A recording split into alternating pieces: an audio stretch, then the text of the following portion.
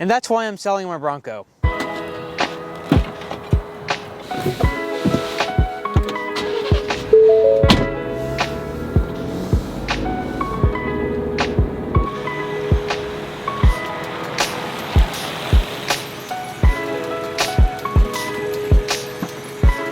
I was gonna take the top off, but it's way too cold for that. I said over a year ago that I was going to be building my Bronco into the ultimate off-roader, and I've yet to do a single modification. Actually, I did one mod, and I've reversed it ever since. I had aftermarket headlights on the vehicle, and well, now she's back to stock. And I wanted to talk about why I've abandoned, or what seems to be like I have abandoned this truck altogether. So stressing the topic of why I never built the Bronco into the ultimate overlander or the ultimate off-roader or literally done any modifications, right?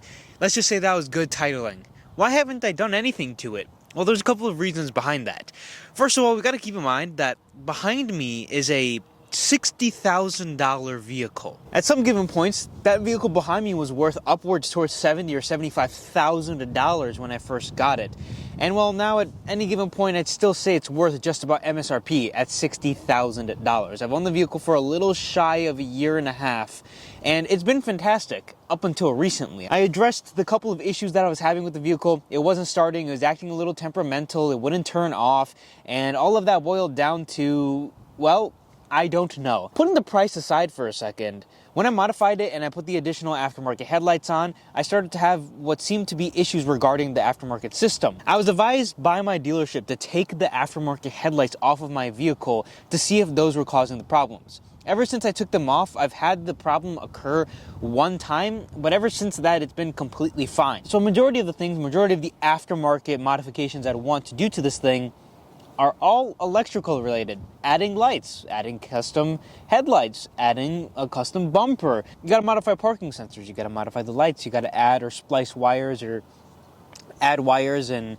add fuses, and well, that's a little scary considering I did such a minor plug and play installation and my vehicle stopped working and seemed to have issues because of that. It just seemed to be temperamental, even though the lights were working fine for a year. Now, I've had the glitch happen that the vehicle wouldn't turn off one time after I took the headlights off. So there seems to be some other Ford software that's malfunctioning. But I don't think the headlights helped at all.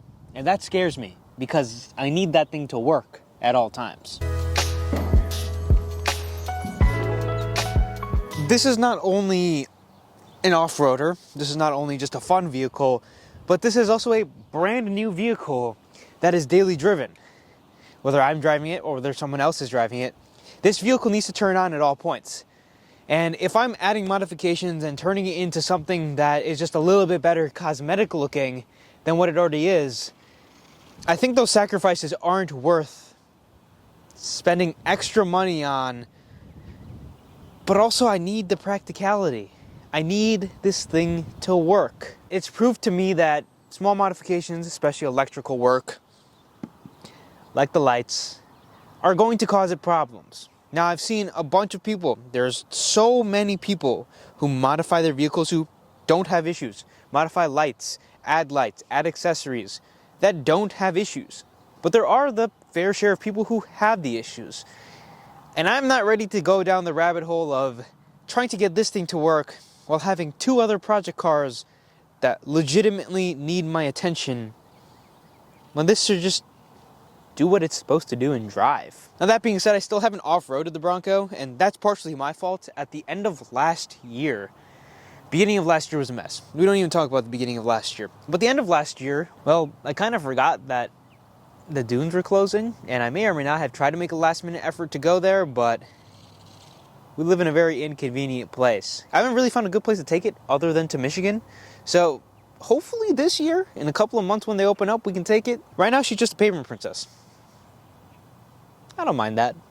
It is what it is. The thing I never understand about the internet is when most people buy a Jeep or a Bronco or a truck that has off-road characteristics or like a Raptor or TRX or whatever, you pay $60,000 for a vehicle, you're going to drive it on a daily basis, especially if it's a truck. Trucks are going to be used every single day, right? Maybe it's a sports car that's not practical. You drive a sports car on the weekend. But when you're paying big bucks for a vehicle like this, you're going to drive it. So we'll take it off-road, but I'm really not sure about the modifications at this point and what the future holds in terms of that. Because I'm a little scared. And well, because I can't mod it, and well, because I can't use it as I wanted to do and make it look cool and put the wide body on and the lights and everything, that's the reason I'm gonna sell it. I'm not selling it. You guys thought. Nah, I'm not giving up that easily on the thing, but I thought I'd address it because I do get questions fairly often is, do you even own the Bronco anymore? What happened to the Bronco? Why haven't you done any modifications to it? Why haven't you taken it off-road, or have you taken it off-road? And the answer to the question is, I haven't found time to take it off-road, and the modifications is just a little stressful. I don't want to do something that's going to make it worse.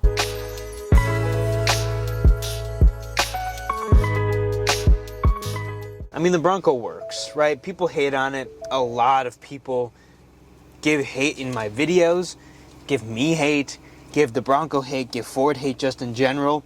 New vehicles are overcomplicated. New vehicles are not as good and simple and easy as old vehicles used to be, and old vehicles still are.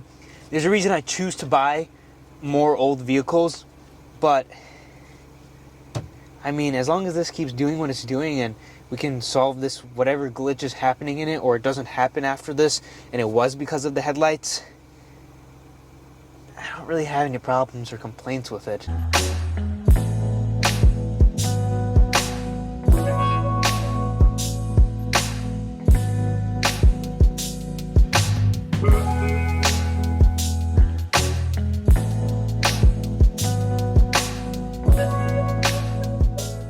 And that's the honest truth as to why I stopped modifying it, why I never modified it. It's not so much of a financial thing, rather than just, I'm not trying to make my truck worse. I'm not trying to inconvenience myself greater because I want to make it look a little cooler. Sometimes it's the right time for that. Sometimes there's the right vehicles for that. This, however, it doesn't need it. It doesn't need it.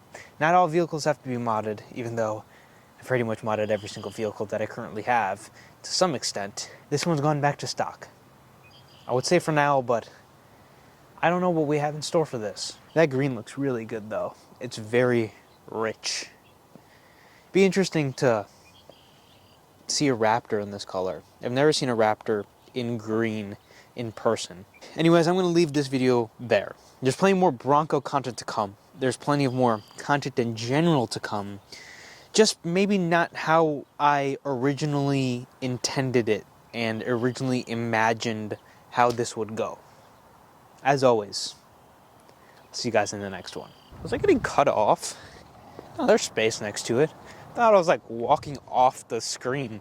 Okay, so now here's the part where we get the hook, right? This is how it's done. And that's why I'm selling my Bronco. I missed the step.